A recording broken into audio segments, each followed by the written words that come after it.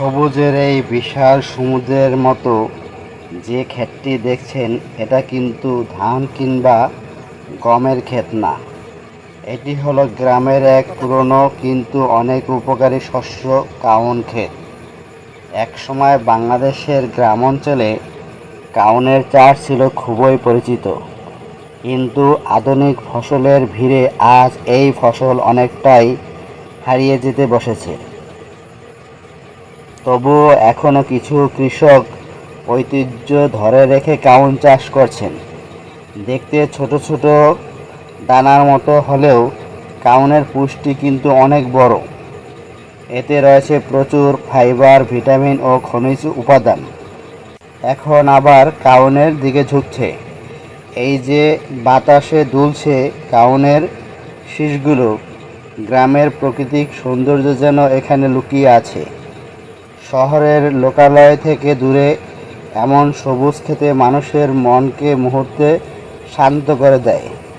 কাউন চাষ করতে খুব বেশি পানি লাগে না, তাই অনেক কৃষকের কাছে এটি লাভজনক একটি ফসল, বিশেষ করে যেখানে পানি কম পাওয়া যায়। যেখানে কাউন হতে পারে দারুণ একটি বিকল্প শস্য। গ্রামের কৃষকরা দিনের পর দিন পরিশ্রম করে এই ফসলের ফলান। রোদ, বৃষ্টি আর কাদামাটি পেরিয়ে তাদের ঘামেই তৈরি হয় আমাদের খাবার। তাই কৃষকদের পরিশ্রমকে সম্মান করা আমাদের সবার দায়িত্ব। অনেকেই হয়তো জানে না, কাউন দিয়ে তৈরি করা যায় পায়েস, খিচুড়ি, রুটি, এমনকি বিভিন্ন স্বাস্থ্যকর খাবারও। আগের দিনের মানুষ নিয়মিত কাউন খাবার খেতেন, এখন আবার ধীরে ধীরে এর জনপ্রিয়তা বাড়ছে। প্রকৃতির মাঝে দাঁড়িয়ে থাকা এই কাউন ক্ষেত কতটা সুন্দর লাগছে। পাখির ডাক, হালকা বাতাস আর সবুজের মায়া, সব মিলিয়ে যেন এক শান্তির পৃথিবী। গ্রাম বাংলার এই সৌন্দর্য যদি আপনার ভালো লাগে, তাহলে ভিডিওটি অবশ্যই লাইক করবেন।